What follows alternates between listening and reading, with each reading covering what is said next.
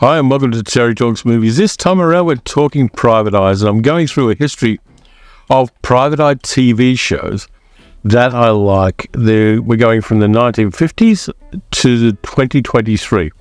So there's a lot to cover. I'm not covering everything. I'm just kind of hitting the high notes and talking a little bit about the changes that went through the Private Eye genre and the detective genre between those particular periods of time. So let's get started. For me, Private Eyes started out in the early 1960s and in fact the late 1950s with a bunch of series that Warner Brothers Television put out, each of them in exotic locations. There were 4 of them, and they did have a cultural impact at the time, though from a modern viewpoint the plots are a bit simplistic, the lead characters are a bit stiff in most cases, and in spite of that, really good character actors turned up in each of the series. I'll go through them, I think, alphabetically. And I'll start out with a 1959 series that lasted until 1960 called Bourbon Street Beat. Bourbon Street Beat. Bourbon Street Beat. Which was set in New Orleans and starred Andrew Duggan, Richard Long, and Van Williams. Basically, it was about a detective agency called Randolph and Calhoun Special Services, which sounds a little like a brothel, but it was based in a place called the Absinthe House, a nightclub in the French Quarter of New Orleans. Now, from a modern viewpoint, we watch these series for one reason: to see the character actors who turn up. And in spite of Bourbon Street Beat only running one season, it got a lot of good actors in there. Nancy Culp turned up, John Marley, Diane McBain, Mary Tyler Moore, Rita Moreno, Richard Chamberlain turned up, Victor Buono, James Coburn, Brad Dexter, Karen Steele, Marie Windsor, John Hoyt. All of the actors who were acting, kind of B actors at the time, would turn up in these series. Because Bourbon Street Beat wasn't that successful, they actually took the Van Williams character and put that character into another series. So there's a bit of a multiverse going on here. And that series was called Surfside Six, which was set in Miami Beach, as the title song suggests. Surfside Six. Where is it? In Miami Beach. This one was a detective agency set on a houseboat in Miami Beach. They've got a wealthy woman living on a boat next door, played by Diane McBain. And as with all 4 of these series, there's a nightclub involved somewhere. And this one's run by a woman called Cha-Cha O'Brien, played by Margarita Sierra. So you've got a little bit of ethnic diversity, but not too much. In the series, Surfside Six had Troy Donahue, Van Williams, Lee Patterson. It was kind of limited by the censorship limitations, and the Surfside Six only lasted 2 seasons. The next one, which is the one I like the best, is Hawaiian Eye, set in Honolulu. Hawaiian Eye. Again, exotic location with a nightclub nearby. We've got Anthony Isley playing Tracy Steele, a private investigator who runs his agency with a partner called Tom LaParca, played by Robert Conrad, who later went on, of course, to the Wild Wild West, who's supposed to be half Hawaiian, but Robert Conrad wasn't. Their principal client is the Hawaiian Village Hotel, which is the place where the nightclub is. And the nightclub singer in that is Connie Stevens, playing a character called Cricket Blake. From an Australian viewpoint, this series was funny because there was a secondary character played by a Hawaiian actor called Ponce Ponce. He was a cab driver called Kim, who was basically there for comic relief because ethnic people were comic relief in the 1950s and 1960s. Ponce Ponce is a funny name for Australia because in Australia at the time, Ponce meant pimp. So Ponce Ponce's name ended up being, in Australian vernacular, Pimpy Pimp. And so people thought that was very funny at the time. Hawaiian Eye was popular for a couple of reasons, one of which is Hawaii had just got statehood in the United States. So the colonizers made it a state, and there were lots of passenger flights suddenly being able to go from the west coast of the United States to Hawaii for vacationers and tourists. And so it was kind of at that sweet point where Hawaii was in the public imagination already, and the series did really well. This one had a big cultural impact too. There were lots and lots of merch opportunities for Warner Brothers, and there were things like Hawaiian Eye board games. There were albums of Connie Stevens singing songs she sang on the series. It really did have that sweet spot of cultural attention. The fourth series, which also got a lot of cultural attention, was 77 Sunset Strip, which ran 6 seasons. It started out in 1958 to 1964, and as the name suggests, it's a detective agency on Sunset Strip. Starred Efren Zimbalist Jr., Roger Smith, Ed Burns playing a character called Kooky, who was kind of a hipster, slightly beatnik kind of character, but still very white bread because this was a TV series in the 1950s, 1960s. He became really popular and, in fact, did an album. And Connie Stevens' character from Hawaiian Eye sang a song called Kooky Kooky Lend Me Your Comb, because Kooky was a character who always combed his hair a lot. 77 Sunset Strip started out as a serious, hard-hitting crime drama, but they lifted the tone about a dozen episodes in, and they continued for most of the series, except for the 6th series, the last one, where they got rid of all the characters except Efren Zimbalist Jr.'s character, which was a big mistake because he was the most boring person in the series. And so it died out after that. But again, a big cultural impact, and again, a lot of great guest stars. People like Ellen Burstyn, Roger Moore turned up in an episode, DeForest Kelley, William Shatner, Mary Tyler Moore, Robert Conrad, Diane Cannon, Adam West, Tuesday Weld. Tons and tons of very familiar faces turned up in these series. But again, they're very much of their time, and the cultural limitations of the viewpoint of American television at the time really limited the appeal eventually. By the time 77 Sunset Strip ended, people were looking at a different genre, very slightly related to it, which is spy television, so spy shows. The emphasis in action, adventure, drama on television shifted to spy things. In fact, even Burke's Law, the police series with Gene Barry playing Amos Burke, a police detective in Los Angeles, shifted into Amos Burke, secret agent, in its final season. So that saw the end of that particular phase of detective things. Now, there was another exception in 1965 and 1966, a half-hour drama series called Honey West, with Anne Francis playing the titular character, a woman who runs a detective agency with her partner, Sam Bolt, played by John Erickson. Now, Honey West was a woman running her own business in the 1960s and not taking shit from men. She had a pet ocelot called Bruce, which is very, very cool. She wore really cool clothes. She was sexy, but tough. And there was a kind of hidden pilot in an episode of Burke's Law, which introduced her character.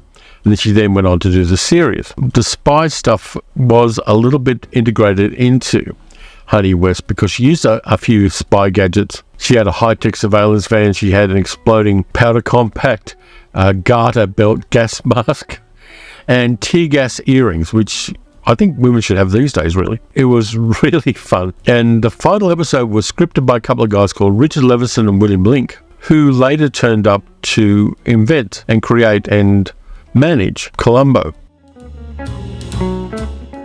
So let's move into the late 1960s and early 1970s. And 3 series that were very influential. We'll go with the elephant in the room. Oh, there's one more thing, sir. Columbo, which had 2 pilot episodes, one in 1968 and one in 1971. And then went to series from 1971 to 78, and then had occasional television movies all the way to 2003. Of course, we've got Peter Falk playing Columbo, great character actor, not a great singer. If you've ever seen Robin and the Seven Hoods, not a great singer. How can you not love Columbo? Working class detective, shabby raincoat on, drives a Peugeot 403 car, which at the time was seen to be a shitbox, but is now looked at as very cool. And Richard Leveson and William Link created a new genre. Well, not created, but basically embedded a new genre into Columbo. It's not a whodunit, it's a how catch 'em. They flipped the narrative on detective stories as they were on television at the time. Lieutenant Columbo comes in part way through each episode. You see the murderer, you see how they're planning the murder, you see how they carry it out, you see how they try to cover it up, and then Columbo comes in and unravels the whole thing. It's a beautiful format, and it keeps the audience engaged a lot more than the old way of doing it, which is when you see a gun come out of right of frame and shoot somebody, you don't know who did it, and you got to find out. For me, the How Catch 'Em is much more interesting because it gives the character actor playing the murderer some room to breathe. They get to show their chops, they get to do their thing. Then they get to interact with Peter Falk as Columbo. Beautiful format. and it works incredibly well. And the lovely thing, of course, is that everybody always underestimates Lieutenant Columbo until he nails them. And there were so many great character actors who turned up as the murderers. Martin Landau turned up, Richard Kiley, Patrick McGowan, Leslie Nielsen, William Shatner turned up, Robert Culp. Incredible character actors turned up and became the murderers. In fact, a couple of them turned up more than one time. And even Ben Gazzara, who was a friend of Peter Falk's, turned up as a killer in one episode. And by the way, Ben Gazzara's TV series Run for Your Life from the 1960s needs to get a DVD box set. But yeah, Columbo is just such fun. And in fact, during the pandemic lockdowns, people were binge watching Columbo because it was comfort television in a way. And it became a whole thing where people just loved watching episodes of Columbo and then talking about them on social media. And so it lifted the profile of that series and the wonderfulness of Peter Falk's portrayal of the character at a time when people needed comfort and needed to network with each other during very, very difficult times. Now, Columbo was a crazy successful series. 13 Emmys, 2 Golden Globe Awards, 2 Edgar Awards. Actually, there's a statue of Columbo in Budapest, in Hungary, for no good reason, but I love the fact that it's there. And Columbo is, again, a comfort viewing thing. I've watched a few episodes this year, including one directed by Steven Spielberg. They are comfort viewing. They're a lot of fun to do. But there are a couple of other detectives I liked in the 1970s as well. One only ran 2 seasons, and that is Harry O, with the wonderful David Jansen playing the titular character, a former police detective who is retired after he gets shot in the back and becomes a private eye. He lives near a beach. He's doing up his boat. The first season was set in Los Angeles, second season, I think, in San Diego, or the other way around, one of the two. And it had 2 really good pilot films. The first one was called Such Dust as Dreams Are Made Of, and the second one, which I like a lot, and which really nailed the format for the series, was called Smile, Jenny, You're Dead. There's a kind of serial killer stalker, played by Zalman King, who's stalking a character called Jenny, played by Andrea Marcovici, and Harry O gets involved in that. It's got a lot to say about toxic masculinity and the kind of obsession that some men have for women. And the other cool thing about it is there's a runaway kid that Harry kind of sort of adopts, played by Jodie Foster. David Jansen, he was always good at playing troubled characters. Harry O is a kind of deep thinker and a kind of slightly melancholy and low-key kind of guy. Hides his feelings, but inevitably they come out. And that complexity of character is something we hadn't seen previously in detective shows. The fact that he is meditative, and when things go wrong, he does feel it and suffer for it. It's not necessarily a reset at the end of each episode, even though in some ways it was. There is a complexity and an ongoing interest in character. Of course, David Jansen had used this to good effect in The Fugitive, the TV series he did for a lot of years in the 1960s, and which typecast him for a certain time. But in Harry O, he reached his peak as a character actor on television, and I like it a lot. It's really a bit of a hidden gem series. Then we move on to one of the greatest television private eye dramas of all time. From 1974 to 1980, The Rockford Files with James Garner. James Garner had such great versatility as an actor. He could do the serious stuff, he could do the comedy stuff. He was just great. He was just the GOAT. And in this one, he plays Jim Rockford, a private eye who previously had wrongly been jailed for a crime he didn't commit, which is where he meets his friend Angel, played by Stuart Margolin, who steals all the scenes he's in the series. And Jim Rockford lives on the Pacific Coast Highway in Malibu in a trailer. He hangs out with his father, Rocky, played by Noah Beery Jr. He gets involved with serious cases and comedy cases. Really a fun series. Joe Santos plays the necessary detective, Dennis Becker, which for a guy called Joe Santos is a very vanilla Caucasian kind of name. Just so many good actors turned up in the Rockford Files. Tom Selleck turned up and playing a very posh and elegant detective, and that then led people to give him the gig as Magnum P.I. Isaac Hayes turned up in there, Bo Hopkins. A number of different people rolled through that series and did really well. And you got that wonderful format of the answering machine at the start with the funny little answering machine message. Then they cut to the wonderful theme music. Just, again, one of those binge-worthy TV series. He's a working class character. He scrambles for a living. His car's in the shop a lot. He has to take public transport sometimes. All credit to James Garner for that. He really had that versatility and that charisma to make the series land really well. So now we're going to move into the 21st century, and I've got two. Before we go on, this is the 6th attempt I've made to make this video, and I hope this one works because the other ones I had technical difficulties of various kinds with my new camera. It had functions I didn't know about, and they stuffed up my recording. So let's move on with an Australian series that started in 2012. Some of it was done as television movies, some of it was done as episodic series of about 8 episodes telling one story. They're based on really great crime novels by a guy called Peter Temple, and it is Jack Irish starring Guy Pearce. They're set in inner city Melbourne for the most part. They are fantastic. Jack Irish, a former lawyer who, because of a personal tragedy that was triggered by one of his clients, he backs away from being a solicitor. He does some conveyancing and minor legal work for people at various times, but he's getting his ship back together. He's an apprentice cabinet maker to a master cabinet maker, and he gets involved in various cases through friends, contacts, and people that just need his help. Guy Pearce does a really good job of it, and Jack Irish is scrambling for money all the time.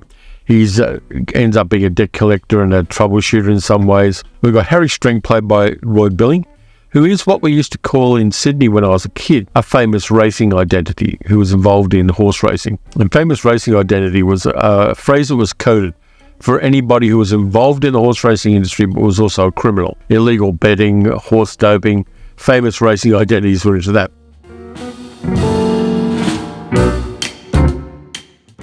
Harry has a second-in-command, Cam Delray, played by the wonderful Aaron Pedersen, an Indigenous actor, really fine actor. He went on to do Mystery Road and Goldstone and the Mystery Road TV series. Cam is the right-hand man, a close friend of Jack Irish's, and he's also incredibly lethal. He's a guy you go to if you need somebody to back you up with a gun. A lot of it was filmed around Melbourne, and I love the locations they select. They've in fact selected some not too far away from here in the southwestern suburbs. And the plots are always good. The characters are on point.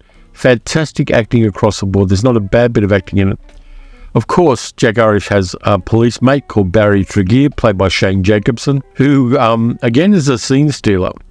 These telemovies and series are great fun to watch for that reason. Just the ensemble works well. The locations are incredibly well delineated, and I like them a lot. I'm really going to have to start collecting the DVDs of these because they're not going to be sitting on streaming forever. I'm not sure that we're finished with it because the last one only came out in 2021, a thing called Hellbet, which was Series 3. And I think I want to see more from Jack Irish. Then we move from there to 2023.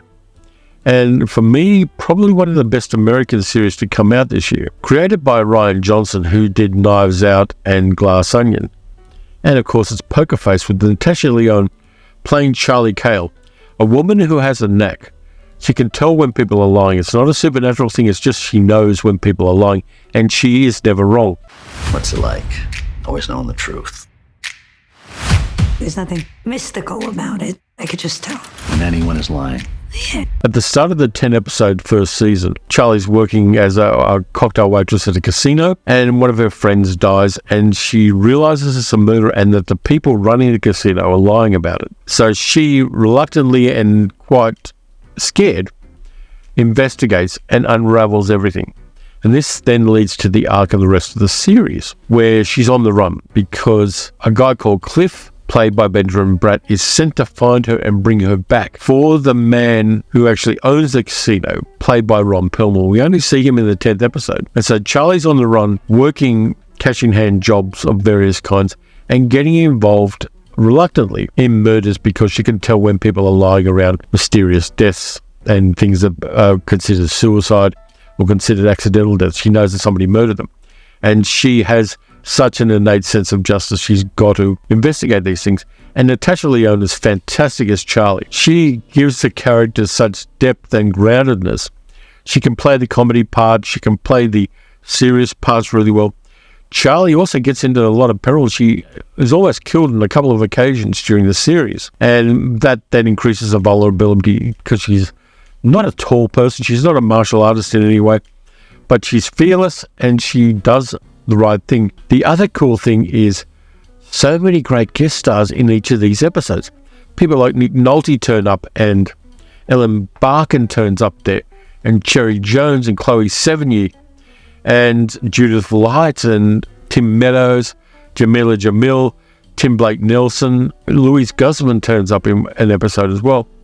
Just these really great character actors coming in for one episode and doing their A game for the series because it's incredibly well written as well. It is something incredibly special and really hangs on the charisma and the talent of Natasha Lyonne. I really love Poker Face. I hope it goes to a second series. There is a tag at the end of the 10th episode of the first series, which would lead to a really interesting arc for the second series. But that's not happening, of course, because of the writers and actors and other professional strike in Hollywood. But I hope that's resolved in the favour of the strikers, and we can all move on and enjoy some really special series like Poker Face, like Star Trek Strange New Worlds. All the things I like and that are really doing interesting work have been halted because of the greed of the suits in Hollywood. I love detective shows because they tell us that justice does prevail sometimes.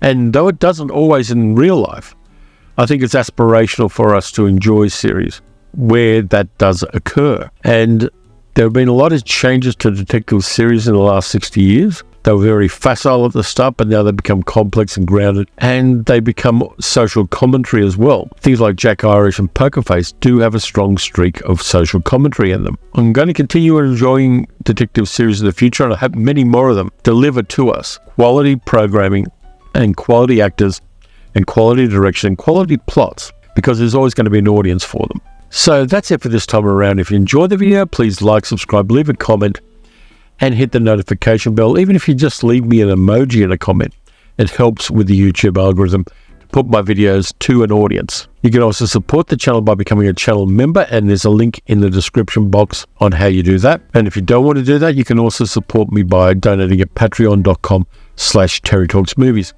Got Science Fiction Saturday coming up soon. I've got the new Hidden Gem video, which is covering the letters S and T. Lots of good movies to pick for that. And then, of course, we get back to Anything Can Happen Wednesday. So until then, watch some good TV.